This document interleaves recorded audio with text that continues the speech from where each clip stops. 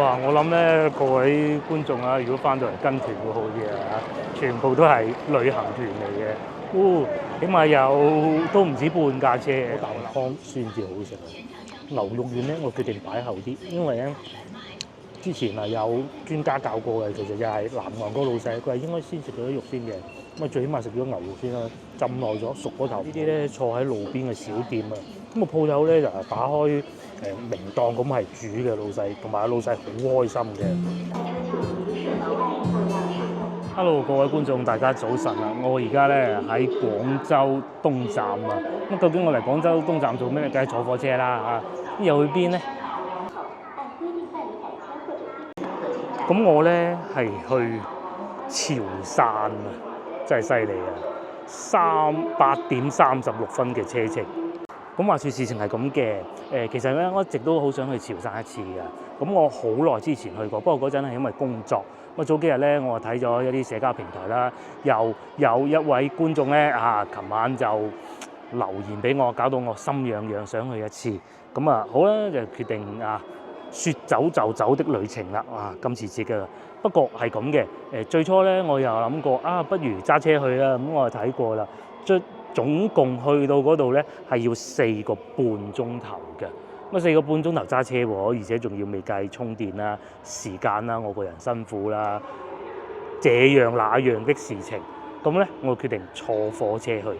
所以咧，我就出發之前無奈就訂呢個車票。由於訂得比較匆忙啊，所以咧只有1等座嘅啦，睇唔睇到？只有1等座嘅。咁喺呢度去到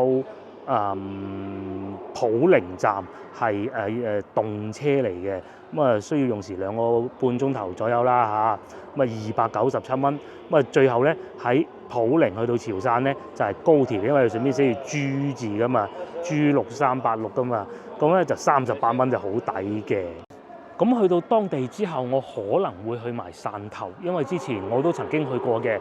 我記得係2個地方都係去過2次嘅。咁當時既有坐高鐵，又有人揸車去，各種都有噶啦。但係咧，我老婆未去過喎。咁佢咧今次就好想同我去，但係因為佢家中有要事啊，其實佢就係睇住個女嘅啫。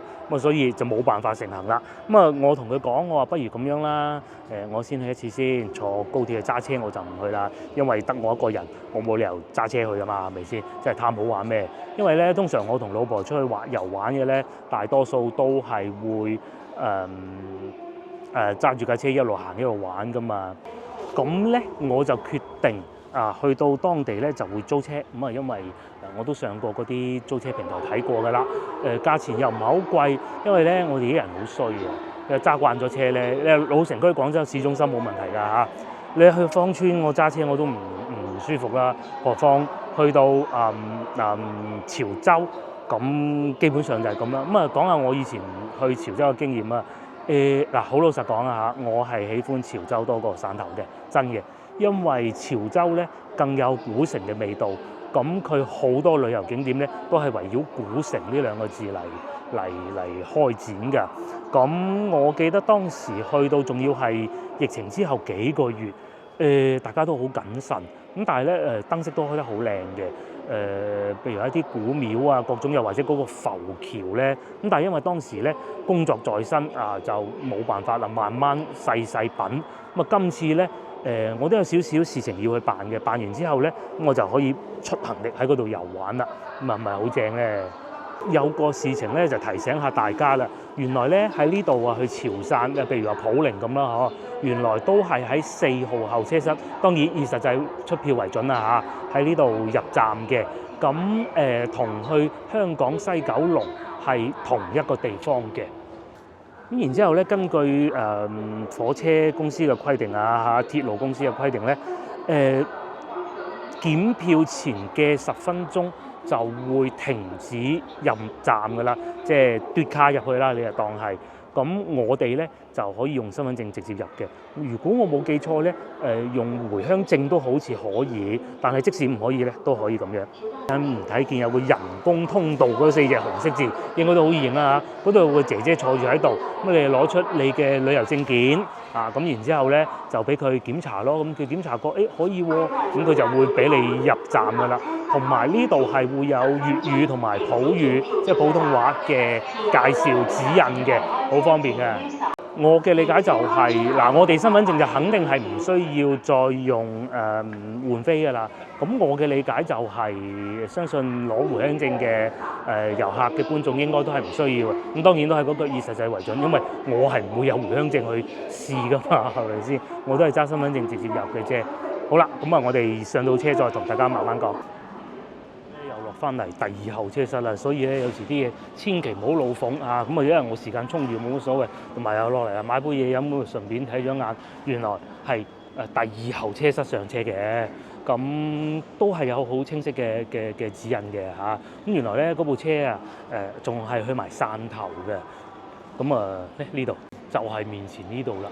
我都唔記得我係邊個，應該係7124個款嘅發點，咦應該上車㗎啦噃。清楚原來7156，咁就正在候車啊，8點36分，咁去汕頭嘅一樣都係。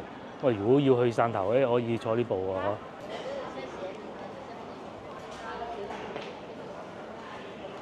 咁同坐高鐵又好，動車又好啦，翻去香港都係一樣噶啦，都係喺面前呢度咁啊嘟卡咁啊入嘅，咁啊一樣都係會有個工作人員喺度驗冇得嘟卡嘅乘客啦嚇，我就企住喺度等車7156啊，記住咁就得噶啦。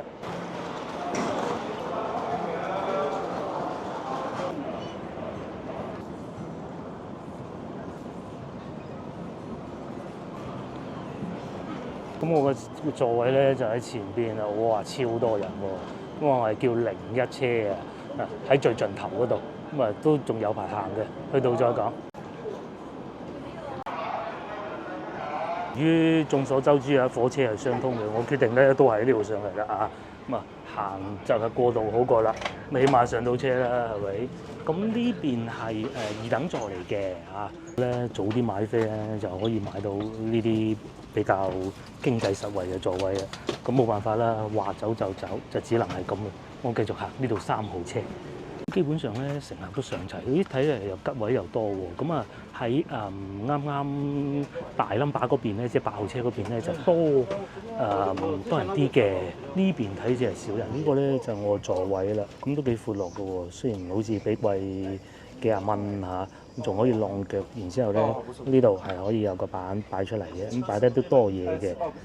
感覺上好似比1等座嗰啲要矮少少呢個擺嘢嘅板啊，同埋好似唔係好夠力咁嘅。然之後呢邊都多人嘅喎，同埋都真闊落嘅啊！呢邊啲座位咁唔多人就得㗎啦，闊唔闊落問題唔大嘅。另外好處咧就係我呢個位咧係最後可以無限瞓低都得嘅，仲可以擺喺行李添。因為今次嘅行程咧係要轉線嘅啊，坐高鐵轉線。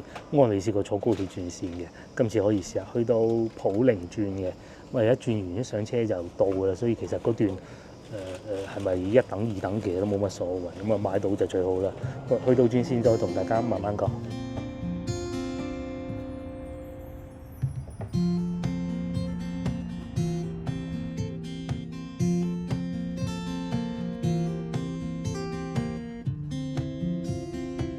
2個鐘頭嘅車程啦，我終於嚟到普寧站啦。咁咧同預計時間就相差無幾嘅啫。咁而家咧我就要去換站。咁好處咧就係我其實有30分鐘時間可以慢慢換嘅。我而家落咗嚟，啱先咧我問個工作人員，好專業，亦都好親切，唔會話講多句唔同你講嘅。佢講咗一個好驚人嘅消息俾我聽。我咧就其實應該繼續坐嗰部車去嘅，因為點解咧？系統顯示我而家先睇清楚，原來嗰部車咧都係去潮汕站嘅，咁啊真係搞笑啦！咁點都好啦，我而家都過咗嚟啦，係嘛？問題唔大嘅，就係呢度嘅應該係，因為嗰位工作人員同我講，佢話你唔使出站㗎，因為出站咧你就要同呢班人一齊等㗎啦。咁我咧就繼續行 G6386，咁啊睇下喺邊度等啦嚇，應該嗰邊啊往廣州、深圳、香港嘅就冇乜理由㗎啦。咁我估應該左邊啩嚇，睇下先。我又重新嚟呢度睇過，因為時間充裕啊。咁咧喺上邊嗰塊板嗰度咧，就唔知大家睇唔睇到啦。6386啊，係1號站台嘅，是話咧喺呢度過去，咁啊跟住呢班人應該都冇錯㗎啦。咁因為嗰一個站咁大把張票唔啱咪冇所謂啊嚇。同埋呢度係去汕頭啦、潮汕啦、梅州、福建啦、安徽嘅，咁啊跟住行就得㗎啦。而家上咗嚟咧，因為咧仲需要好長時間我架車先到㗎，咁所以喺度等下啦，睇下啲人行去啦。講解下先，我嘅理解係咁嘅。只要我繼續坐啱先嗰部車繼續去，我唔使坐而家等緊呢部車咧，咁就可以去到潮汕站㗎啦。咁你話有觀眾又話啦，你明明唔係買嗰張飛坐多個站得唔得咧？兩件事啦，第一出站係同一個站，其實系統係唔會檢測到我嘅。咁第二，如果喺架車上邊咧，工作人員發現，點解你坐多咗一個站嘅咧？咁我可以唔坐位嘅啫嘛，我可以起身嘅啫嘛。咁基本上就係咁慳翻啲時間咯。好彩我係因為旅行就唔係工作啫。如果唔係嘅話咧，都幾麻煩。好彩有工作人員，其實佢啲工作人員都幾 nice 㗎。係啊。咁至於我而家就喺度等下啦。個人啊來來往往咁樣，咪用多半個鐘啦嚇。我諗咧嗰部車依家都已經到咗潮汕啦吧？冇錯啦，嗰部車係11點26分就去到潮汕站嘅。咁即是話我所講嘅潮州，其實咧呢個車站咧係喺汕頭同潮州中間。咁但係咧，如果再去汕頭，因為汕頭已經開咗站㗎啦。咁我記得我上一次去汕頭嘅時候咧，佢呢個站未開嘅，即係你係可以直接坐高鐵去到汕頭嘅，咁啊方便好多。但係潮州咧就裏邊係冇火車站，冇高鐵站嘅，有火車站嘅。咁啊點辦咧？就唯一嘅辦法就係好似我而家咁咯，無論你坐乜嘢火車都好啦嚇，但凡係動車嘅咧，你就只能係坐到去潮汕站。咁我記得7、8年之前啦，我曾經嚟過一次嘅時候，當時咧我就會喺火車站嗰度坐巴士，當時係收我18蚊嘅。咁啊，大家記住啊，因為好指引都好清晰㗎啦，當時。咁大家記住，如果你翻到嚟唔似我揸車咁咧，最好就係去坐呢部18蚊嘅巴士。等陣我都會就睇下揾得翻嘅。咁另外我因為今日我 book 咗車㗎啦，先後 book 車公司都打電話嚟，我就會先去攞翻部車，攞完部車可能會食少少嘢上翻酒店嘅。咁至於功課咧，我已經做好晒㗎啦。咁至於依家我就等下先。經過10分鐘左右嘅等待咧，咁啊上邊嗰塊牌就終於見到我要坐嗰架車嘅 number 啦。咁我係都仲係1號車廂嘅，應該係要行去前邊嘅。不過30分鐘冇乜所謂咧。如果我坐嗰個位咧有人坐，咁我咪唔坐啦。啱先我再細睇過，原來我翻去廣州嗰班車咧，我係翻去東站落車嘅。都係同我咁樣訂咗，明明嗰部車係會翻到東站嘅，佢都會將我斬開2段，咁我真係唔知點解，可能佢嗰個平台想賺多啲錢㗎。所以大家如果以後訂飛嘅話，記住，首選就上去12306 book 飛。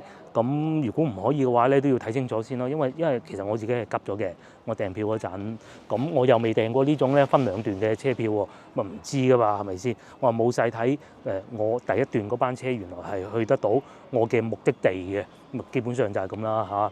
咁啊都唔係好影響旅程嘅嚇，就用多半個鐘頭啫。同埋咧，按道理應該而家我啱先坐嗰部車咧就已經去到潮汕啦，咁啊，基本上就係咁啦，等車啦。少少唔同嘅咧，就係我坐呢個咧係高鐵嚟㗎，G 字頭嚟㗎。啱先嗰個 D 字頭，咁啊快啲咯，咁但係都係半個鐘頭，快極都係咁㗎啦。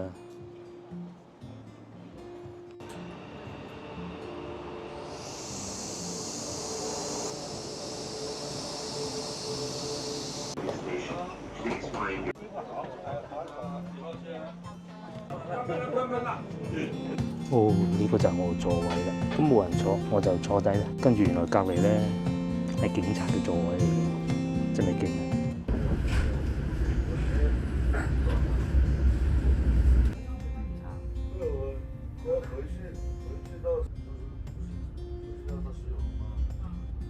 我而家坐緊呢個位置咧係一等座嚟嘅，咁啊肯定係比普通嗰啲貴啲嘅啦。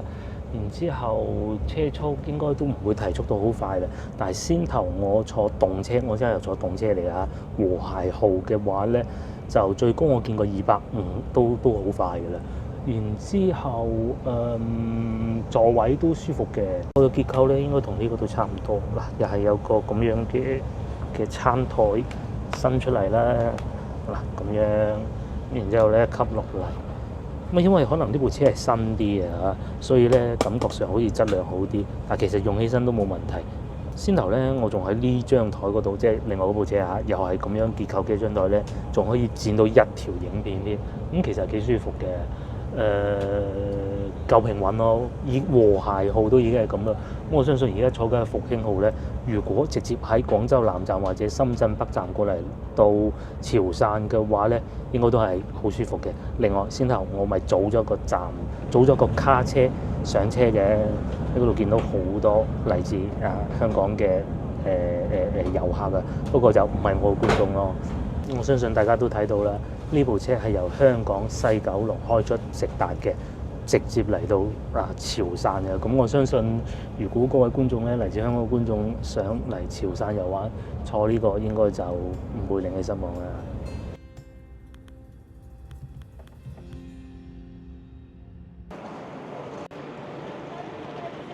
咁我哋啊，終於落到車啦。仲有旅行團添喎嚇。咁我哋會跟住呢度出去，咁啊同大家睇睇以前咧，我話買大巴飛翻去市區嘅指引嘅。哇！我諗咧，各位觀眾啊，如果翻到嚟跟團會好啲啊，全部都係旅行團嚟嘅。起碼有都唔止半架車嘅，我諗。因為我落車咧，除咗1號車廂以外咧，往後邊全部都係領隊舉住支旗嘅。哇！永安旅遊都有喎。不過我哋喺呢度落去啦嚇，喺度落去啦。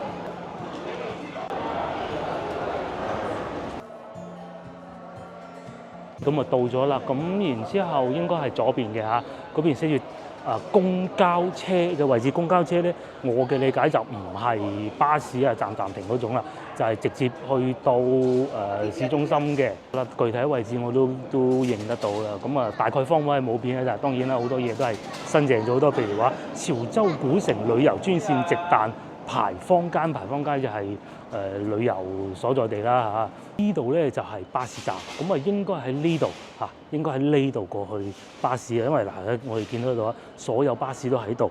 咁因為咧有高鐵站咧，雖然佢會遠離市區，但係好多城市咧佢哋都會再開通多一部巴士直達市中心嘅。我哋過去睇下，嚟到呢度啊，好清晰咁樣睇得到啦。睇下你想去邊咯。咁我係去牌坊街嘅，15蚊一人應該係嗰個啦，係咪？咁啊，高鐵站到牌坊街對唔對啊？又或者係 K2咧，佢分咁嘅價錢咧，應該咧就係站停㗎啦。你同佢講我要去邊度，咁咪站停咯。咁我問錯，已經證實過啦。高鐵潮汕站至古城牌坊站，15蚊直達專線就係呢個啦。咁啊就係前邊呢個綠色巴士係同我之前坐過嘅一模一樣。就係咁樣嘅，不過嗰陣就冇咁企理啦嚇，坐後車室啊各種都冇咁企理。而家呢度就好好多。至於我依家咧就要去攞車啦嚇，因為我唔係坐大巴出去嘅，我係揸咗條車出去嘅。我要揾翻我嘅車喺邊。佢都係有俾到指引我嘅，好似話要過對面馬路嘅。咁攞車呢部分我唔同大家影啦嚇，唔同大家拍攝啦，因為大家冇必要知道呢方面嘅資訊噶嘛。咁我而家咧就而家已經12點啦。咁喺呢度揸翻車過去我住嘅酒店，大概需要30分鐘左右啦，大概啦嚇。咁又要 check 車啊各種嘅，預計1點鐘抵達。咁我可能會先去食少少嘢，因為我揾咗個餐廳咧食我廣州人啊嚇，我都係會叫翻牛肉河粉嘅。咁但係當地梗係唔會咁叫噶啦，叫做老潮鎮美啊，我唔記得咗啲名啦，好複雜啊。總之就係食河粉啦嚇，牛肉河粉啦。我哋過去攞車，等陣經過差唔多40分鐘嘅車程啊。因為我開得特別慢啦，平時開慣電車嘅，我今日開油車，好唔慣啊。咁依家咧我就去食嘢啦。咁啊呢度咧就叫做西街啊，好似叫做我都唔係好記得嘅。嗱，呢度叫環城西路，大家睇下對面已經咁靚噶咯喎。咁我記得我曾經嚟過一次，不過當時做嘢工作在身，即係要務在身嗰種啊，咁啊即係冇心情睇啊嚇。咁啊我要食嘢嘅地方咧就喺前邊，睇嚟咧呢條街咧都好有特色喎，同埋上邊好多樹木。再嚟呢度停車亦都係好方便嘅嚇。咁啊成條路都係停車，不過係要收費嗰種。再嚟呢度又有花店啦。對面似乎仲有遊船添，咁但係同廣州一樣，始終都係老城區啊，會見到有好多電動自行車，而且潮州呢度咧係可以開摩托車㗎。咁但係開摩托車嘅人咧，嗱，譬如好似面前呢個咁啊，佢哋係相對更熟悉交通規則嘅。呢度又有茶莊咁嘅喎嚇。眾所周知，潮州人都係好中意飲茶的，潮汕人士都係㗎啦。咁啊，我都懂一啲咁多嘅，因為咧我讀書嘅時候，我好多同學都係嚟自揭陽嘅，反而潮州同汕頭就會少啲。呢度仲有賣文房四寶喎，湖心小食店，不過關住門。咁啊，呢個係唔係呢間我要嚟嘅係，因為咧佢哋咧好多名都係差唔多嘅。我要去嗰間叫潮鎮老尾牛雜嚇，我係照字面讀嘅啫。咁我已經見到啦，但係咧睇上去好似好多人喎，唔知係咪呢度咧？我睇下先，係啊，就係呢度喎，哇，坐滿人噶噃，係啊，睇下有冇位啫。就係呢度啦，我揾個位先啦。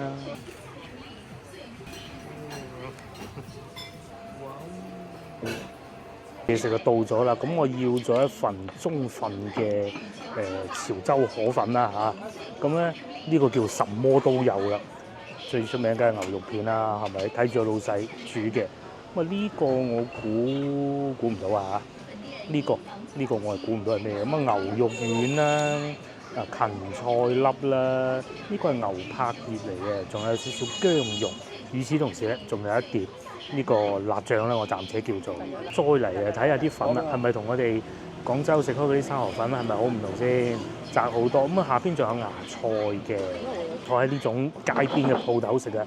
咁40蚊一碗，其實都大碗㗎嚇，都好多料嘅。先食牛肉，我記得我去南岸嘅時候咧，咁啊食過一次嘅類似咁嘅粉。咁啊然之後其實價錢都唔平㗎，講真。當時我食到。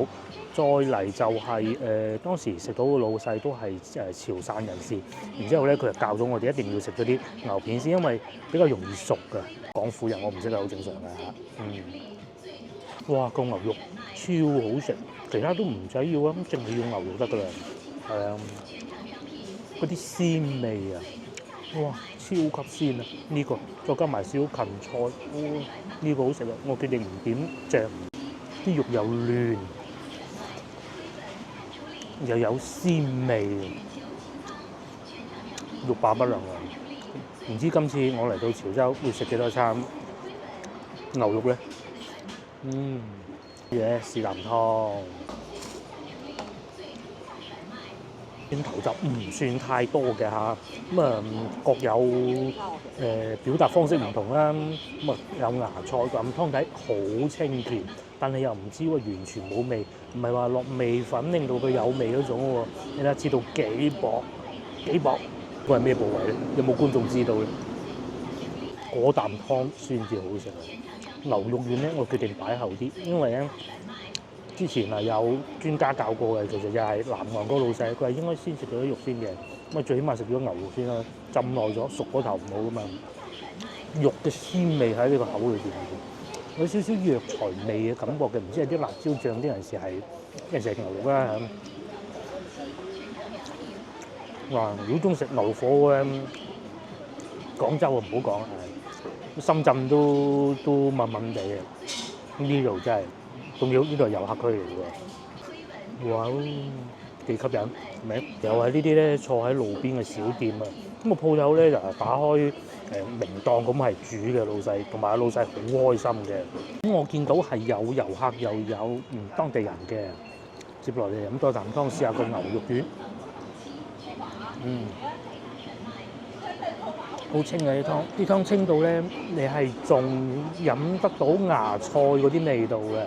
咁再嚟牛肉丸，你睇不規則形狀嘅嘛，都係咁好食牛肉丸。咁佢有2粒嘅牛柏葉喎，有啲仲係白色嘅，有啲係呢個應該係牛肚嚟嘅，我估就唔係牛柏葉，呢個先係牛柏葉。牛丸好食，真好食。咁但係相比牛肉咧，拉開距離又冇咁大，同廣州我講嘅係，因為咧始終牛丸係比較容易保存嘅，咁靚嗰啲咧運到去廣州都用得，就拍得住我哋喺牛火鍋店食到嗰啲品質咯。牛柏葉又夠爽口，好爽口呢個唔會有韌嘅，我好怕韌噶嘛。呢個好，嚟試下啲粉啦，應該都大同小異啊大同小異嗱，但係就肯定唔係用到差嗰種啦，夾埋啲芽菜一齊食正啦。我聽到啦，最細碗係30蚊，中碗我呢個就40蚊，最大碗50蚊，飽飽，大家睇上覺得點嘅？我梗係覺得好味嘅，個牛肉正啊一嚟到停低部車就揾好嘢食，呢間唔錯，真係唔錯。咁其實隔離仲有一間㗎，先頭咧我左右衡量過，因為我始終都係中意呢種咧坐喺樓梯底嗰種感覺，其實相信應該即係相差無幾嘅。呢間咧就室內啦，或者咁樣啦。如果係天氣好涼爽嘅時候咧，我建議大家坐戶外坐喺路邊食，但係要搭台㗎。但係如果你話夏天咁冇辦法㗎啦你就只能係選擇呢啲室內咧，佢冷氣係肯定好足嘅。因為潮州咧係一個好有歷史嘅城市嚟嘅，咁都係揾翻啲老字號，睇上去好似老啲嗰啲比較好。咁同埋我都聽到有好多本地人係嚟呢度食嘅，譬如好似面前呢啲咁咧，有鵝肉店應該都係可以嘅。觀塘老牌魚生呢間又好出名，哇！真係呢條街全部都係食㗎啦，係咪先？咁我住嗰個酒店咧，就喺呢度行過就係10零分鐘嘅啫。咁因為酒店係有停車場，我就行下啦嚇。呢度泛舟喺個湖上邊，咁對面仲有棟好有建築嘅、好有歷史嘅建築物添，叫鹹碧樓，即係碧咸兩個字調翻轉嘅讀法嚇。咁但係同碧咸就梗係冇乜聯繫嘅。咁喺斜對面咧，仲有一個叫抗戰陣亡將士紀念碑。呢個係公園嚟嘅。但係今日咧我就先唔行住，因為啱啱食飽，我諗住行下先。呢啲咧留翻聽日朝頭早，因為而家咧時間都不早啦。咁我會繼續去前邊行下買杯嘢飲嘅。據說呢度嗰啲茶都好好飲嘅啲糖水啊。大家行下呢條街咯。如果作為遊客嘅話咧，嚟到呢度就錯唔到嘅。呢度叫老城區古城左邊就係入去西湖嘅地方啦。呢度就叫西湖啦。咁但係大家有件事情咧就真係要注意啦。嚟到潮州呢度咧，佢哋嗰啲司機開車係好快嘅。點解咧？點解我話快咧？我開慣廣州嗰啲路，我哋咧已經俾廣州嗰啲電動自行車教育到好乖㗎啦。係我哋啲司機咁咧就係能夠快，絕對唔會快。能夠慢嘅咧，就絕對係要慢嘅，係啦。咁但係喺呢度咧，因為電動自行車比較少，佢哋可以開摩托車即係香港觀眾可能會叫電單車的東西啦。咁所以咧，佢哋4個轆係會開得比較快嘅。基本上就係咁，而且咧啲路都係好窄嘅。如好似面前呢度咁呢度咧就叫古城啦。一路行一路好多嘢睇嘅喎，又有乾果啦。呢度就係叫中山老店啦，我會沿住啲路仔周圍行下嘅。對面又有鳳凰單重茶啦，好多㗎噃。呢度又有潮汕人最中意飲茶我哋繼續行。大概仲有15分鐘到咧，就會翻到去我想買杯嘢飲嗰度㗎啦。我架車其實都係停咗喺嗰度附近。呢個叫做漁氏牛奶冰奶茶。有呢個叫做胡榮全究竟係賣咩咧？睇下先。呢個係賣芋泥餅、綠豆餅。綠豆餅好喎，買咗2個餅綠豆餅以前咧啲同事唔係啲同學係成日會帶俾我食嘅，我都好耐未食過啦。咁咧喺廣州嗰啲咧，基本上我就唔會買嘅，因為啲同學講過俾我聽佢哋嘅做法咁啊，但係翻到嚟潮州應該可以吧嚇？老字號應該唔會有咩花架啦嚇。喺面前呢度嗰啲樹咧咁多喎，好似入咗個森林咁嘅喎，幾犀利！同埋單行線嘅呢度就叫做中山路，全中國所有城市咧都會有嘅一條路就係中山路啦。呢度嘅中山路咧就係咁嘅。咁啊再嚟呢度啊打銀街。我估以前係打緊話，咁再嚟呢度仲有好多民宿嘅，但係我認為我哋嘅觀眾翻到嚟，我就唔建議你哋住民宿啦，因為有幾個原因嘅。嗱，廣州咧其實就唔需要擔心嘅，但係如果嚟自海外觀眾啊，甚至乎可能香港嘅觀眾咧，咁啊要留意一樣事情就係話，佢哋未必會接受外國嘅遊客入住㗎。咁民宿咧好難講嘅，咁但係如果啲比較大嘅酒店咧，就應該冇問題嘅嚇。事前可以打電話諮詢一下，咁啊都係嗰句啦，或者上翻我平時 book 房嗰兩個網站咯，Agoda 同埋 Booking 應該係可以。咁啊打電話係最穩陣，或者發 email 都得嘅。咁啊慢慢睇下佢哋啲細則，佢哋會有寫。但係如果住到都好喎，住喺呢啲咁古舊嘅屋度，幾有味道，仲有牛肉丸賣喎，買4斤送1斤喎，觀塘牛肉丸，咁啊睇下走嗰日可唔可以買啲翻去俾夫人嘆下啦嚇。今天有房嗱，打呢啲電話咧，你就可以 book 得到啲民宿噶啦。成條街都係呢一種嗱，又寫住腸粉啦，係啊，潮州腸粉又係必食嘅。我咁中意食腸粉，又究竟潮州腸粉有咩唔同咧？好期待啊！不過肯定唔係依家食嚇。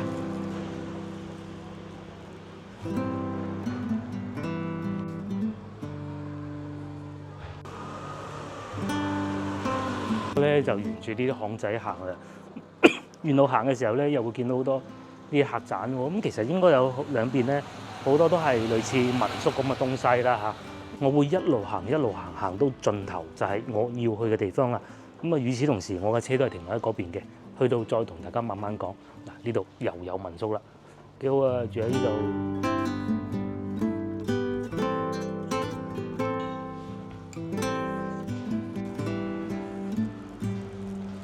要買嘢飲嘅地方咧，應該就喺呢度入去嘅。咁咧冇買呢兩嚿嘢咧，我都打算放棄嘅，因為原來喺先頭嗰度行過嚟咧都幾遠㗎啦，就係呢個魚氏冰室啦。咁啊，究竟係網紅店啊，抑或係真係好食咧，就唔知啦。咁啊，試下先啦嚇。魚氏冰室，我打算買咗一路行到飲嗰種嘅就唔錯。哦，原來就係呢一種冰牛奶冰。有芋頭冰咁嘅，做功課嘅好處咧就係咁做功課，壞處就係咁啦。做功課咧我就要嚟到睇下咩樣先至會入去食嘅。我決定唔啱呢啲，廣州通地都係啦嚇，就廣州冇去順德嘅大把啦，個零鐘頭啲使乜嚟呢度嘥晒啲胃容量啦。咁如果我係當地人咧，我會試俾大家睇，但我唔係當地人，我唔想好似早幾日喺順德咁樣咧，食完之後飽幾個鐘頭，飽到晏晝夜晚食飯都仲喺度飽緊啊！咁我會往我嘅車嗰方向行過去，然之後喺路上見到有嘢飲就買支飲。應該就係呢個方向一路行翻過去，就係先頭我哋見到嗰個湖邊岸邊嗰度啦，是潮州西湖公園嗰個方向。咁啊，亦都漫步下呢個城市啊。呢度有嘢睇，所以咧要行先得嘅。係呢度啦，有人影相咁喎，原來寫字畫。咁啊，哇！呢個信號啊，好睇，啲字幾得意喎，幾靚喎，又唔會故弄玄虛咁搞到睇唔到喎，係咪？嗱，老師就喺度寫字畫啦，暴富賺錢發財，好啊，問題不大啊，都係啲振奮人心嘅好字句啊嚇！我繼續往前行。咁啊，要有得意嘢，我再同大家慢慢睇，慢慢講。我買咗呢個啦，霸氣肉油柑，咁咧係由呢個油柑果榨取出嚟嘅。咁啊，10蚊1斤。老細話俾我試下，我唔夠膽啦。佢話好酸好澀嘅，哇！真係又酸又澀。但係咧，如果先頭食嗰個牛肉河粉嘅時候咧，有呢個咁嘅一流。咁啊，呢個係10蚊，老闆話有款8蚊就冇咁濃味嘅，咁梗係試啲好啲啊嘛，係咪先？哇，好啊！呢個咧留翻等陣慢慢肚餓先食啊！終於咧，我哋又嚟到酒店啦。其實離先頭我哋食嘢嗰度咧就不遠嘅啫，啊，扮你入住先。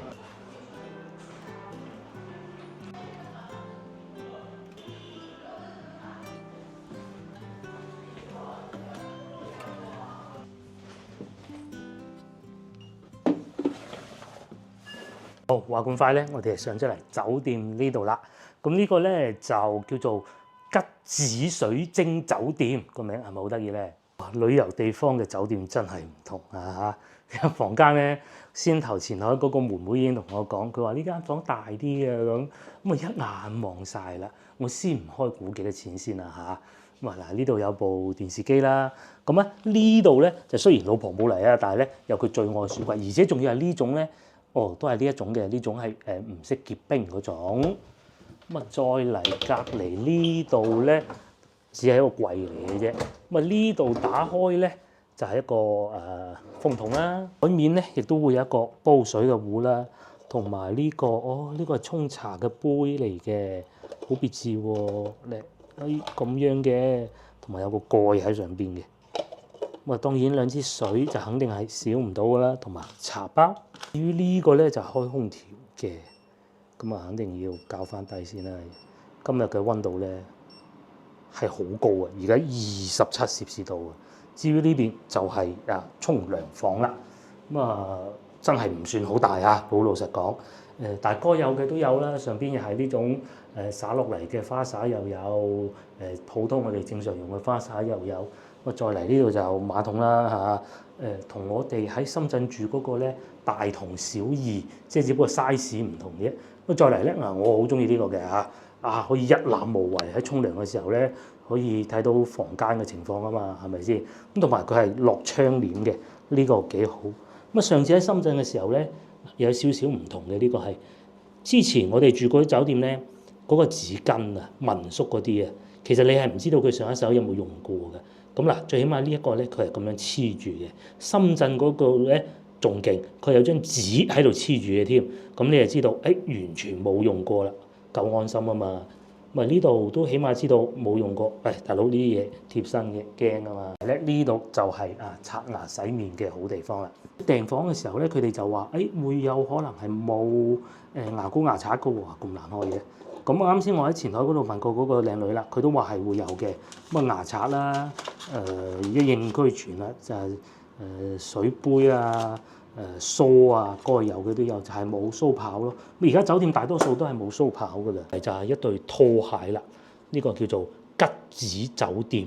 咁佢仲標榜用呢個環保材料做出嚟嘅。呢度咧就係一個晾衫掛衫嘅地方啦。咁由於今日我只係一個人，我就冇必要訂雙床房啦嚇。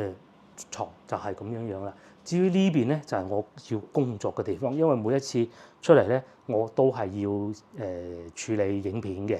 台面同我哋去到深圳見到嘅一樣喎。呢個其實我每一次都唔知點開嘅。嗱，原來係咁樣開得到嘅。O.K. 啊，啲同事喺床頭櫃呢度咧，肯定亦都會有充電嘅插座啦。到呢度咧，又到大家最關心嘅時候，就係價格啦。好老實講，價錢並不便宜。咁我係上次咧咪喺深圳咪入咗會叫做華住會嘅。咁當時咧我就以為係全季酒店，深圳我哋咪住全季酒店嘅。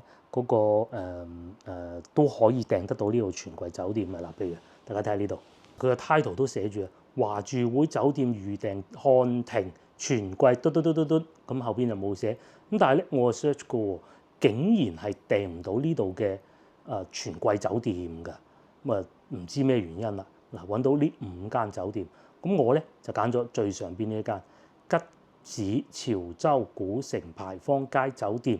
呢度最好嘅地方係咩咧？就係牌坊街啦、潮州古城啦、廣濟橋啦、近西馬路啦呢啲嘅。咁下邊呢啲咧，其實我相信應該會比我而家住緊呢間咧係要新嘅。咁但係價錢咧竟然係平啲。咁仲有吉汁暢飲即係飲啦嚇。至於下邊 IBIS 都有210蚊啫，又或者漢庭啦。圍到價格咧都係200蚊左右。我今晚住呢度咧400，咁啊點講咧？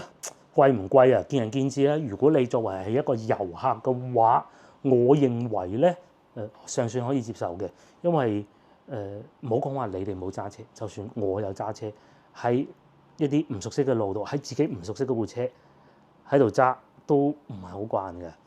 就算我揸嗰部係 fit 嚟嘅，都唔係好慣，有車踩落去又唔去嘅，好鬼驚啊！踩快咗又好似剎唔住掣咁。我開電車咧，哇好激進嘅，成日俾個老婆鬧。但係呢部油車咧完全唔同嘅，佛系係啊，即係後邊有車跟有你跟啦，我唔快㗎，我係唔會快嘅。如果我開電車，唔好講呢啲啊嚇。咁啊400幾蚊一晚又值唔值咧？咁當然呢度已經係包括咗一個早餐嘅2天嘅自助早餐，因為我哋2晚㗎嘛，係咪先？如果2個人咁，你有2個自助早餐啦，咁都 OK 嘅。大床房，我入咗會嘅原因咧，800折房費啊，就係上次喺深圳。如果係雙床房嘅話咧，1.2米床483蚊。好老實講啊嚇，上次我喺深圳住幾錢啊？我都唔係好記得啦。我就 check 到啦，上次咧我喺深圳住嗰度咧，咁靚地頭。淨係唔包停車費嘅啫嚇，我將停車費都計埋落去，也就係580蚊啊，50蚊停車費都計埋落去，咁呢度免費停車嘅，400幾蚊一晚，咁啊大家小分別啦。好處就係樓下就係步行街，就去吃喝玩樂嘅地方咯，就係咁嘅。譬如話我又可以啱啱買完呢支汁就上嚟飲啦，突然間醒起我好想飲喎，咁樣又唔想揸車去，始終唔係自己地頭咧，揸車唔慣啊嘛。依家嚟試下呢個啦，俾我砸到爛晒，你話死唔死？唉，哇，色香味俱全，真係唔知啊！有個喜字喺上邊嘅喎，咁都好嘅，一揸就散，即係講明嗰啲科技與狠活唔多咯嚇，即係嗰啲科技嘢少啊。呢個咩味？上邊係喜字嚟嘅，一路飲呢啲，一路嚟食呢個潮州特色嘅甜點，幾好啊！唔知下先，同埋啲味道咧都 OK 嘅喎，真係似我啲潮汕同學帶俾我食嗰啲味道，而且我覺得好似仲好食啲添。我啲潮汕同學帶俾我嗰啲乾好多，呢啲咧濕潤好多，冇咁乾啦。總之就跟住飲啖㗎，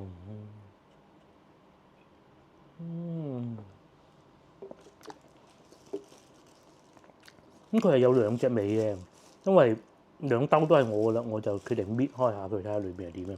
但係咧要好小心有蛋黃㗎，咁2蚊一粒又唔貴喎嚇，呢個應該係蛋黃嚟㗎嗬。今朝嘅行程咧就先到呢度為止先，咁咧我就可能先休息一下，因為而家3點鐘都未夠，爭少少，可能4點零5點鐘就會出發㗎啦。咁其實我冇乜規劃今日再去邊嘅，我咧就想先食咗嘢再欣賞景色嘅，咁但係因為我啲頻道咧都係漫無目的咁行嘅啫。有幾樣嘢一定係要睇嘅，譬如話嗰條古橋啦，牌坊啦，牌坊隔離有條小食街啦，到夜晚影相好靚嘅。仲有一個應該叫做開元寺啊，我真係唔記得咗啊，因為我上一次嚟幾年前之前咧，我當時喺電動自行車就經過嘅，咁同埋呢度係可以喺電動自行車好方便嘅。咁啊，到時先算啦，我哋唞下先。然之後再後邊行程，咪約定各位觀眾下集見啦，幫忙 share 呢條影片俾你嘅朋友，又或者幫我點個 like，下集見，拜拜。